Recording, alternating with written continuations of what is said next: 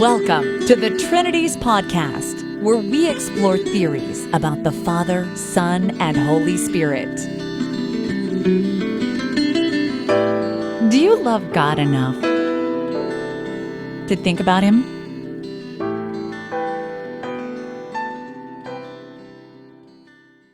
Episode 79, Dr. John Piper on why not everyone is elect. I'm kind of excited. I made a purchase on eBay recently, and I have it with me here now. You have to imagine it's kind of like one of those sci-fi robots from 1950s or 60s movies. It's kind of shaped like a man with square features, and it talks. Here, let me turn it on. I am the LogicBot 2000. Please state your argument. I guess back when they made this thing, the number 2000 sounded really futuristic. And when it talks, its eyes flash, and it has two kind of tubular metal arms. I'm not really sure what those arms are for. I think they're merely decorative. What this robot does is it evaluates arguments. It tells you if the conclusion really follows from the premises or not. It tells you whether the argument is valid or invalid. LogicBot, can you explain what it is for an argument to be valid? Valid means that if every premise is true, then the conclusion must also be true. Okay, and then can you define invalid for us? Invalid means not valid. I see. Okay, so it's not really a separate definition. I thought today's episode would be a good time to try him out and see how he works. So as we go along, I'll fire him up at a couple of occasions, and we'll feed him the arguments and see if they're valid or invalid. Dr. John Piper is a well-known American Calvinist Baptist preacher. He's the author of many books, including Spectacular Sins, God's Passion for His Glory, Don't Waste Your Life, and most famously, Desiring God, Meditations of a Christian Hedonist, which was published in 1986. I recently heard an episode of his Ask Pastor John podcast, and I wanted to interact a little bit with the question and answer there. The question sent in was this, quote, "If the triune God was perfectly joyful and glorious, in union and fellowship with himself before the creation of the world, why, knowing that some of his creation would reject him and suffer eternal punishment, why would he create the world for his own glory? Why was his glory in creating the world worth the eternal damnation of the non-elect?" End quote. I think a little bit of context is necessary here if you're not very familiar with Reformed or Calvinistic theology. What's in the background is the Augustinian or Calvinist view that who is saved and who is damned is determined by God in eternity, in timeless eternity, before ever creating anything.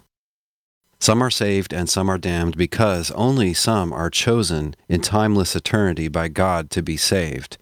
Some would say that God predestines some to heaven and others to hell. The majority would probably say that God just chooses some and passes over others. Of course, the effect is the same. Who's going to heaven and who's going to hell has already been settled before the world began. And it's not like God is doing this in response to his foreknowledge. Rather, he foreknows who is going to be saved and who is going to be damned because he's already settled the matter. He's picked some and passed over others for reasons perhaps known only to himself, although they would say that his general reason is that it's all for his own glory. Another way that you can put it is that salvation is 100% God's doing. It's not anything that you ever have any choice about. It's not anything that you could affect one way or the other. Of course, we can come up with more and more subtle distinctions about what it is to have a choice about something. But in the sense in which most people think of having a choice, that given all the circumstances, there's more than one way things can turn out, in that sense, you don't have a choice.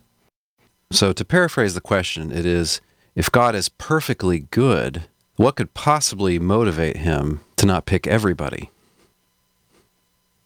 The traditional answer is, very roughly, that the full expression of his attributes requires that there are objects of wrath. But the question is, but how could that be right? How could it be right to create knowing that some of your creation is going to suffer endlessly long? Here's a crude analogy. Imagine that you have some dog that people breed, like, I don't know, pure breed German Shepherd, and someone offers their dog to be bred with yours, and they say, but there's one catch. What will happen if we let our dogs breed is there will be 5 puppies. 4 of those puppies will be good dogs. They will love their owners and serve their families well. But the 5th puppy is going to suffer an indescribable agony for just as long as those other ones lead good doggy lives. Knowing that was going to be the outcome, would you breed your dog? You might think that the moral thing to do would be just to not start this process going. Remember that you can't harm anyone at all by not bringing them into existence in the first place. And if someone said, well, that 5th puppy deserves to suffer indescribable agonies for the course of a normal dog life, say, 10 or 15 years, well, that's kind of hard to imagine how that could be so, given that it was destined to suffer even before it existed and before it had done anything. It was never at any time able to get off that train. So back to the question about God. Dr. Piper correctly recognizes that this is a really difficult question for his theology. Rather than directly answer it, he's going to first talk about some other things that he wants to talk about. When the Trinities podcast returns, we'll hear what these other things are.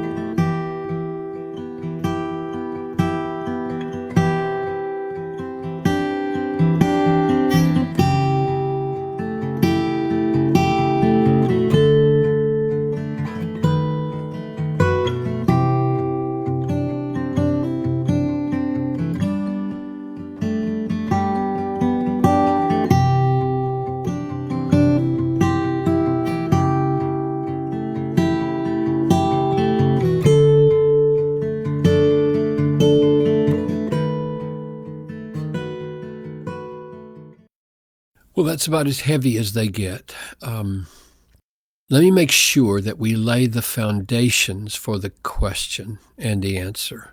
She's laid them. She's assuming them rightly, I think. But not everybody listening might see those foundations. So first, God knows everything that will come to pass in the future. This is what's called in the philosophy of religion literature exhaustive foreknowledge. It's knowledge of everything that is going to happen, including the future free actions of agents like you and me. This idea presupposes, of course, that there is, right now, or from the perspective of eternity, a fully settled, a fully determinate future there to be known. In other words, there is a complete set of facts about what is going to be. This is controversial, although it's a majority view in the history of Christianity. Those Christians who are called open theists deny this. They think that in some respects the future remains unsettled, and so not even someone that knows everything knows the future as fully settled, because again, there are respects in which it can still turn out either way. But like many, Dr. Piper takes the view that the Scriptures teach exhaustive divine foreknowledge. Not only does God have a general plan, not only does he know how things are going to end up, but he knows every single last detail of everything that will occur. So not only is God omniscient, that's something on which all Christians agree, even, yes, open theists, but also the contents of God's knowledge are static, they're unchanging. Since all the facts are settled in advance, the contents of his complete knowledge never change. Here are the texts he appeals to. Both Isaiah and Jesus and others say this. Isaiah 46, I am God, and there is no other. I am God, and there is none like me, declaring the end from the beginning, and from ancient times things not yet done. In other words, in Isaiah's mind, the godness of God includes foreknowledge of everything that comes to pass. Okay, it's time to fire up the LogicBot again. Here, let me turn him on.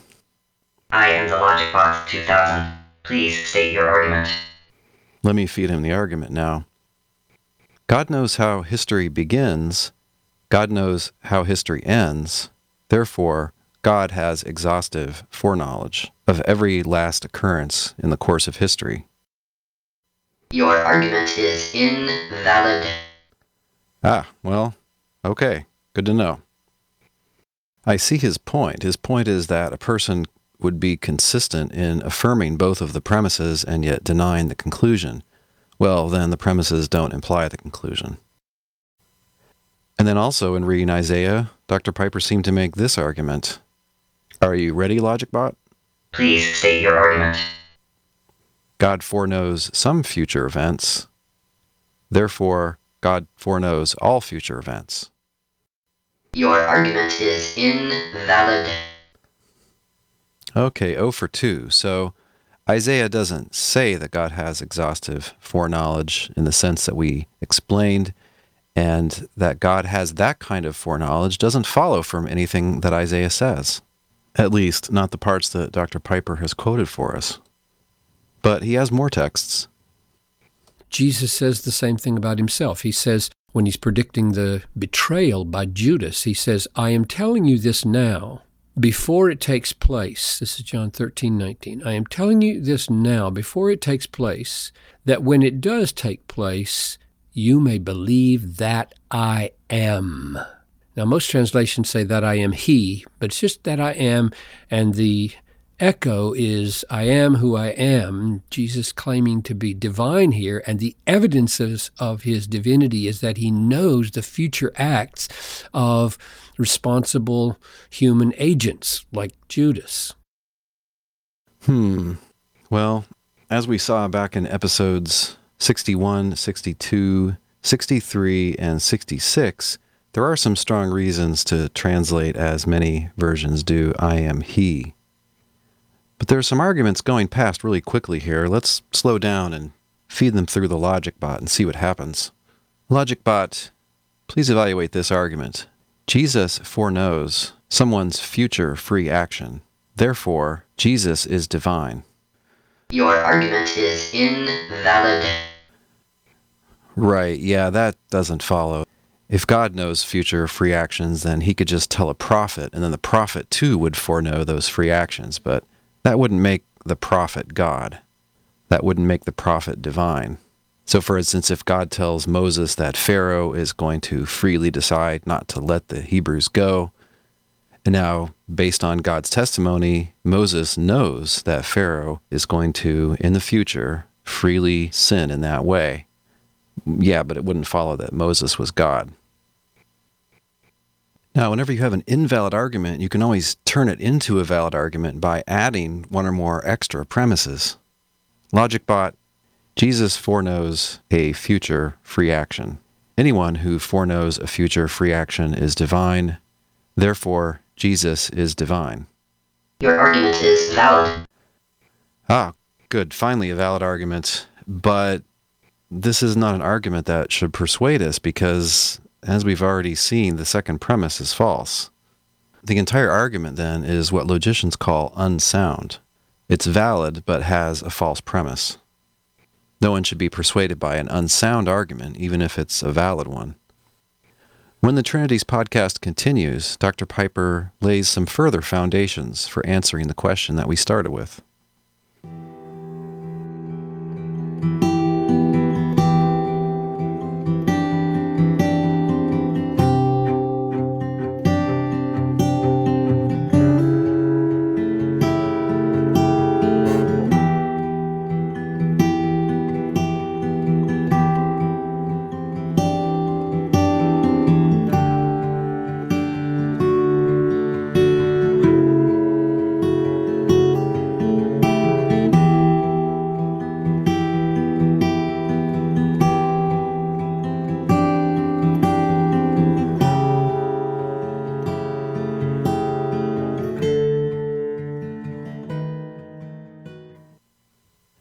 Here again, then, Dr. John Piper, as he continues his long preamble to answering the question.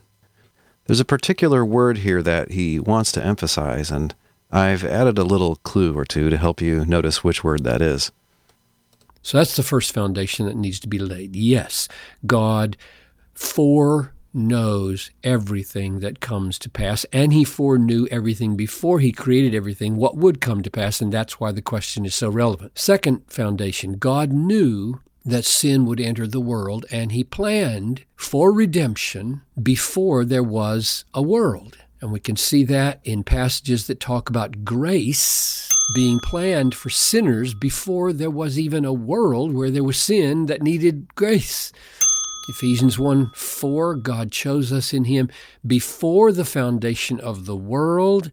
He predestined us to the praise of the glory of his grace. So we were chosen before the foundation of the world to experience grace, which is God's response to guilty people. Same thing in 2 Timothy 1:9. God saved us and called us to a holy calling because of his own purpose and grace, which he gave us before the ages began. So grace is planned before there was any sin, so God knows there's going to be sin that needs grace. And Revelation 13:8, all of them will worship the beast whose names are not written before the foundation of the world in the book of the life of the Lamb who was slain. So there's a book before the foundation of the world in which names are being written, and the name of the book is the life of the Lamb who was slain. So God planned before the foundation of the world that there would be a Lamb who was slain for sinners. Therefore, yes, God knew the whole thing that was coming down. So God knows it all, and he means to do it all, do redemption, do history, according to Ephesians 1:6, in pursuit of the display of the glory of his grace. That's the goal of creation and redemption, the communication of the glory, of the grace of God for the everlasting enjoyment of his people. So his glory and our joy are the united purpose of God in creation. Okay, so he cited some passages which Calvinists interpret as having to do with God picking out for salvation all individual people who eventually will achieve salvation. And he said that God's purpose in creating is for the happiness of those elect, those who are chosen, and for the display of God's own glory.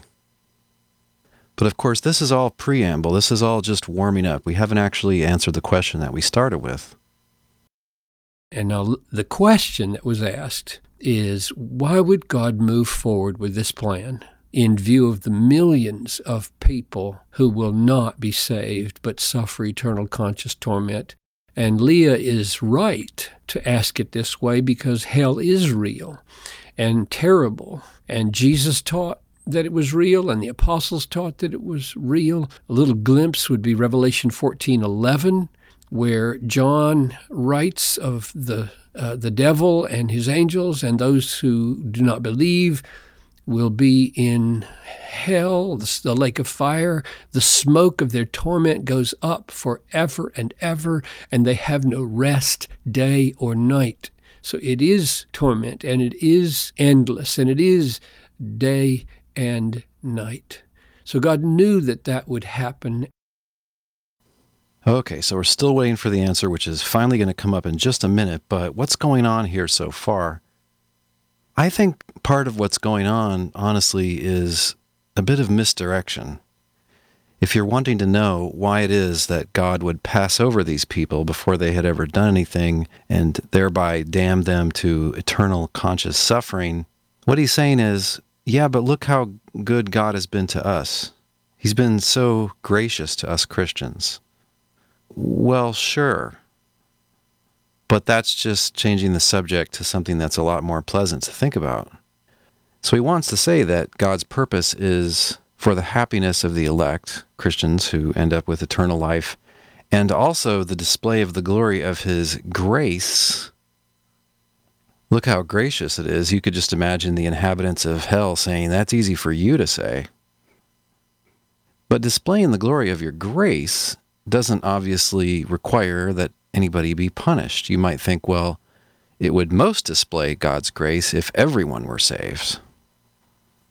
Now, John Piper would answer, and I agree with this completely, that you just can't get universalism out of the New Testament. You can't get the New Testament to say that everyone eventually is saved. It looks like God's negative and positive judgments are permanent in the Bible. But there is a big disagreement among non-universalists about the nature of hell. When you say eternal conscious torment for millions of people, it's actually really hard to keep in front of your imagination what that would involve. You might wonder whether or not in a finite lifetime you can build up enough blame to where you deserve infinitely long conscious suffering. Okay, but maybe you can. You might think that if God had a right to inflict that still he wouldn't have to exercise fully that right. That once he had punished people and so demonstrated his wrath and his justice, then, given that he's not going to reconcile those people to himself, they become useless to him. And so eventually God just puts them out of existence. He annihilates them. This is called annihilationism or conditional immortality. If you're curious about how a biblical case can be made for this, and how the case for eternal conscious suffering is weaker than often thought, you can check out the website rethinkinghell.com and the podcast there, or you can go to YouTube and search for Edward Fudge. In any case, eternal conscious torment, that view of hell, is and has long been the majority view about hell in mainstream Christianity. But as church history has shown, you can't always tell what is true by taking a vote. The New Testament arguably is ambiguous. There are some passages which are often read as implying eternal conscious torment. But on the other hand, Jesus tells us not to fear human beings who might kill us, but rather instead we should fear God, who can destroy both body and soul in hell.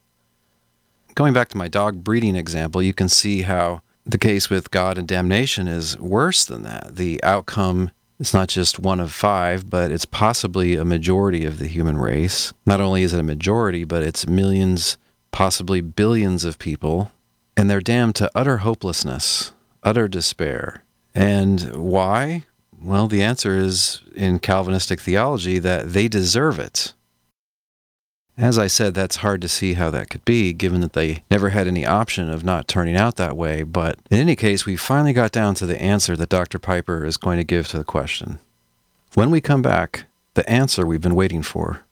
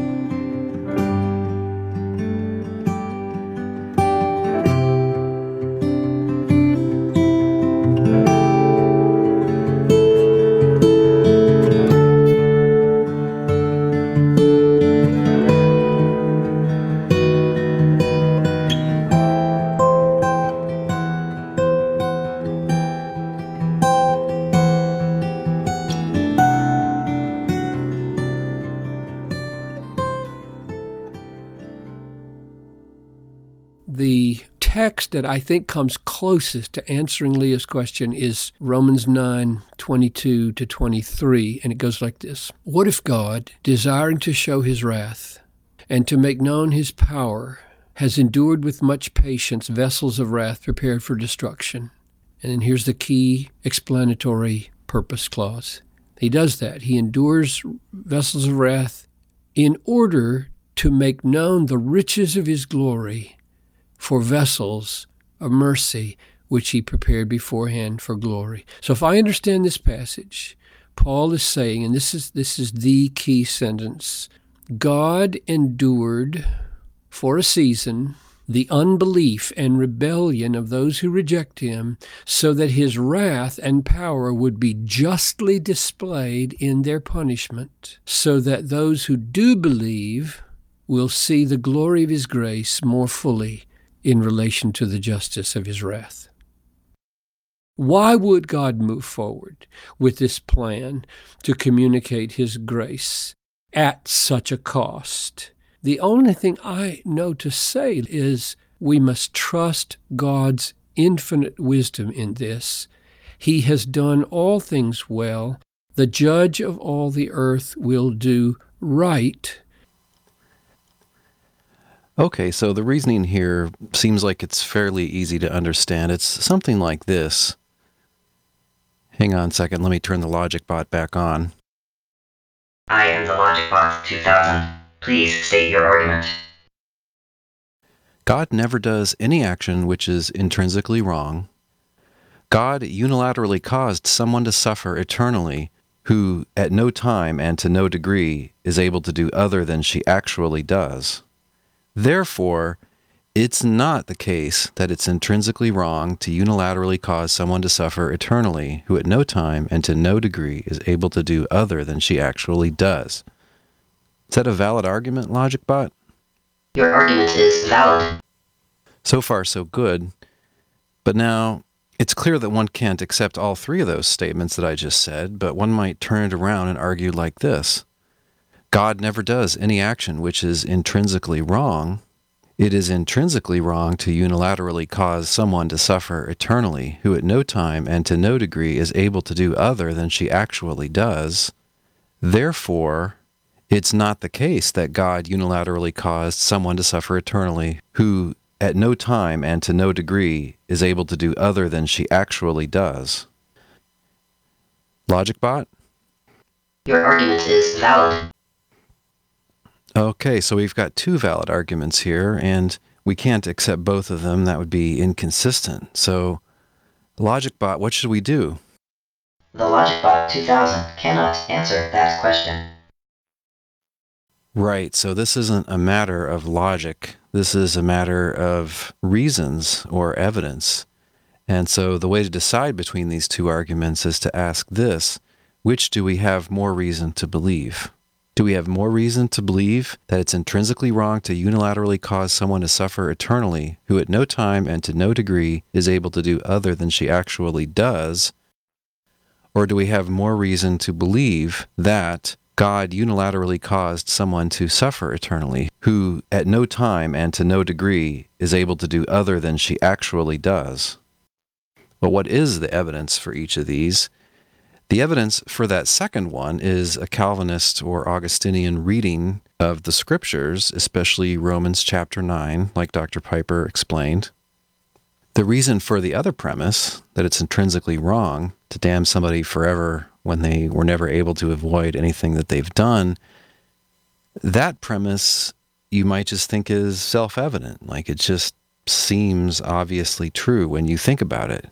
So the evidence for that would be just our moral intuitions, or you could say it's something that we know by reason alone.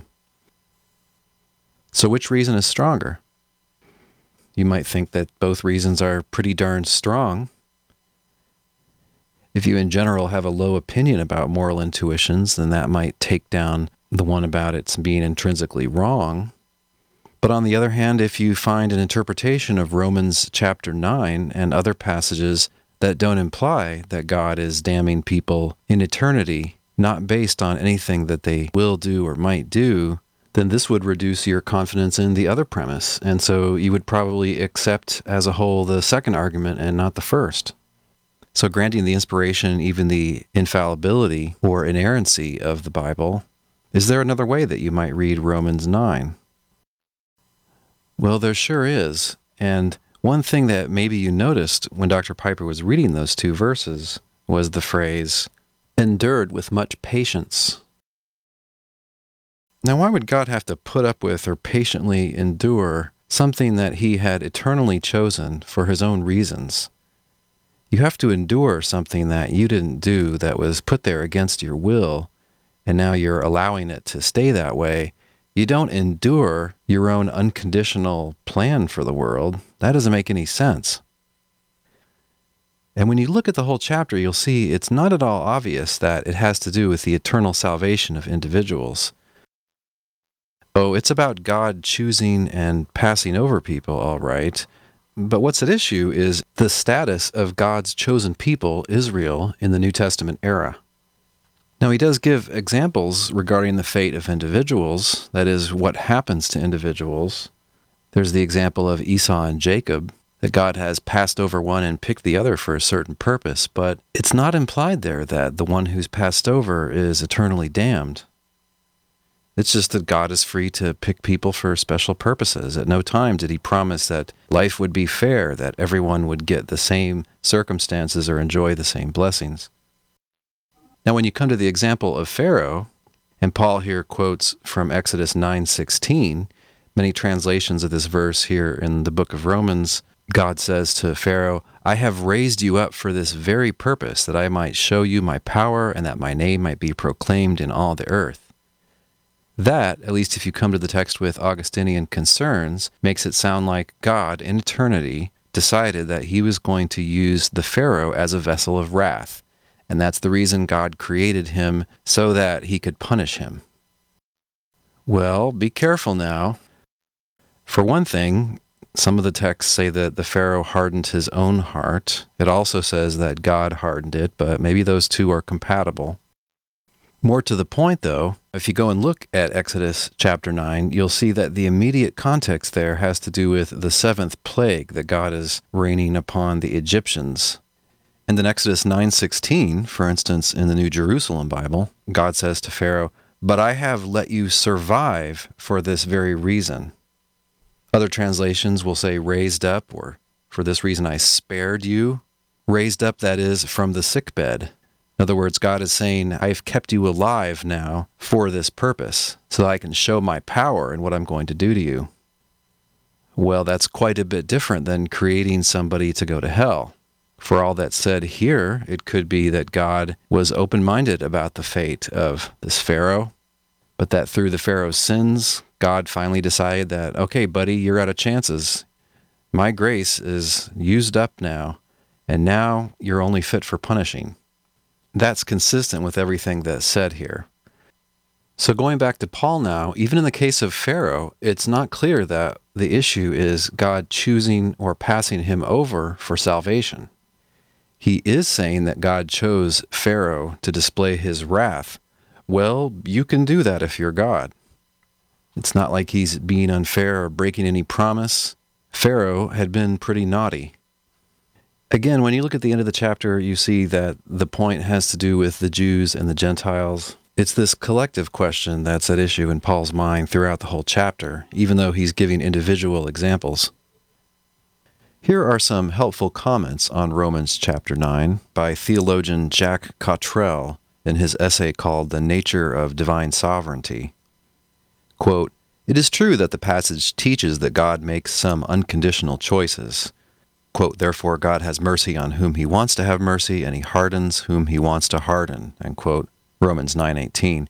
The best understanding of this, however, is that God unconditionally chooses individuals and nations for temporal roles in his plan of redemption. That is, he chooses whom he pleases for service, not salvation. The main point of this section is Paul's defense of God's right to reject the Jews as his chosen people. This issue has been raised by the material in Romans 1 through 8, where Paul teaches that anyone who believes in Christ is a true Jew, Romans 2:25-29, and a true child of Abraham, Romans 4:9-16. But if this is so, then national Israel is no longer something special in God's plan. Would this not mean that God is somehow breaking faith with his chosen people?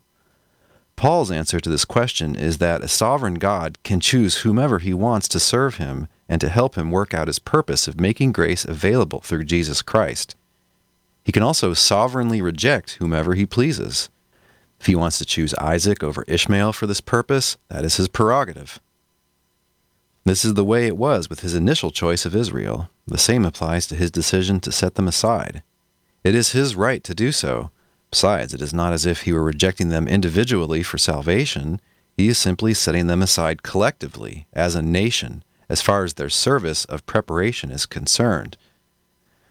But even if it is granted that Paul is talking about an unconditional choice for service, would this not indicate that God is a God whose decrees are unconditional with regard to everything? Certainly not, as Paul clearly shows in this very section. In fact, Paul affirms the conditionality of the main thing Calvinists want to view unconditionally, namely salvation. This is clear from his discussion of the eternal destiny of individual Jews. Any who are rejected as far as salvation is concerned are rejected because of personal unbelief. Romans 9:32 and 11:20. Likewise, any Jew can be saved by accepting Jesus as the Messiah. Romans 10:13 through 17 and 11:23 to 24. In fact, God is pictured as constantly pleading with Israel to come to him, but they remain disobedient and obstinate. Romans 10:21. In summary, Romans 9 through 11 shows that God's election and rejection of the Jews as a nation with regard to their role of service was a matter of God's sovereign choice, while his acceptance or rejection of individual Jews with regard to their salvation is conditioned on their belief or unbelief. End quote. This is by no means a complete exposition of that chapter. That would take a lot longer than we have. But I'm telling you this to put a seed of doubt in your mind. A seed of doubt that Romans 9 really says what Calvinists say that it says. Of course, I think you should follow through and see if you can make sense of the whole thing in the context of the whole book. Also, it's important to notice that Piper's suggested explanation doesn't make a lot of sense. Let's listen closely again to his kind of interpretive paraphrase of Romans 9:22 and 23. This is his interpretation encapsulated, and I want you to listen for the word fully, because that's bearing a lot of weight in the explanation. So if I understand this passage, Paul is saying, and this is the key sentence, God endured for a season the unbelief and rebellion of those who reject him, so that his wrath and power would be justly displayed in their punishment, so that those who do believe will see the glory of his grace more fully in relation to the justice of his wrath. So if I understand Dr. Piper, what he's saying is that a full appreciation of God's mercy and grace on the part of believers, a full appreciation requires that people be damned to a hell of infinitely long conscious suffering. That seems like a really weak motive. There are many ways that we could be made more grateful without that kind of cost. We could just be less forgetful. We could reminisce more. We could call to mind more often the depths of our own sins and how much we've been forgiven.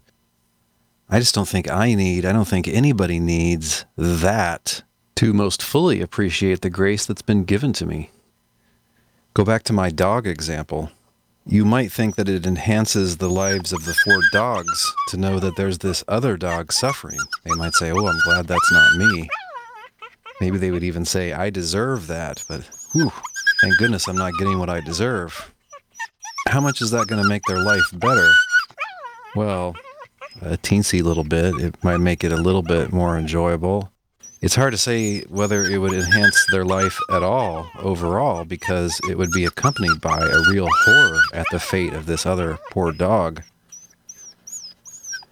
So if you're enjoying eternal life and you're realizing that people are stuck in infinitely long suffering, this isn't being hidden from you, you're not being deceived about this in any way, I guess you'll say, I'm glad that's not me. And maybe you think they're getting what they deserve, but you're glad that you're not getting what you deserve. I mean, this just seems like massive overkill to bring about a slight enhancement like that. And again, it's not even clear if it is an enhancement. Right, why not just the counterfactual? Suppose that the damned are extinguished at some point. They no longer exist. And then the blessed could say to themselves, there, but for the grace of God, go I. I'm glad that didn't happen to me. Just the counterfactual, if that's appreciated, will enhance God's glory. You could say it enhances the brightness of the light of His mercy. So this explanation is strange. It's not clear that it's convincing, and maybe most to the point, it simply isn't what Scripture says. At least I don't think that's what it says, that if you want to know why so many people go to hell, it's just so that the contrast of this terrible fate makes the blessed outcome in the case of the elect all the more wonderful. It enhances God's fame for having done that. Yeah, slap me and call me a rationalist, but I just don't get it. Now, if you think the explanation's weak and you're doubtful that this is the correct interpretation of Romans 9:22 and 23, the things that Dr. Piper goes on to add are not going to convince you. They're really not to the purpose of convincing somebody that this is a good explanation. Again, he's sweetening the conversation. He's saying positive things that aren't really relevant to the question at hand. If you're still waiting to be convinced, you'll say that he's begging the question here, that he's just assuming the thing that needs proving. I mean, he's basically saying that if the explanation doesn't look good now, well, it will someday. Do you trust him that much? So that, number one, no one will perish who does not justly deserve to perish. Two, in heaven there will not be the slightest suspicion that God has acted unjustly. And three, all who are saved know they deserve to be in hell. We know this. And the fact that we are not in hell and some are justly in hell while we are in heaven will not make us doubt God, but will make us amazed with thankfulness for this utterly undeserved grace. On this note of agreement, we can end. God's grace is undeserved. What we can argue about is whether anyone would deserve punishment for doing bad things in a universe where people are never, ever in control of the things that they do, because God, from eternity, has, for His own reasons, decreed everything that will occur.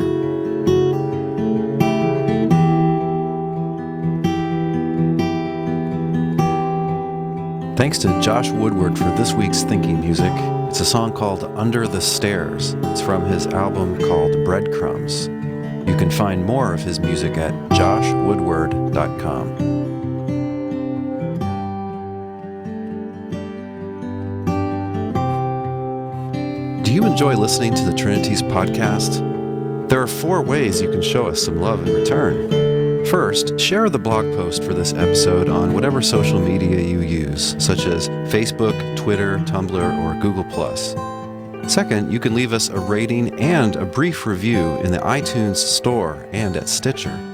For step-by-step directions on how to do this, visit trinities.org/blog/review. Doing this will help other people who are interested in theology to find this podcast. Third, you can donate to the cause by clicking the orange donate buttons to the right of any blog post. Do you think these episodes are worth $0.25 apiece? If so, you can donate $1 each month via PayPal. And of course, any one-time gift is much appreciated. Fourth, you can send us some brief, to-the-point audio feedback for possible incorporation into a future episode. We would love to hear your question or your comment in your voice. The upload link for your audio file is on the blog post for any episode. To sum up, you can share, rate, donate, and talk back. Thanks for listening and for helping us to get the word out that God wants us to love Him, in part, by thinking hard about Him.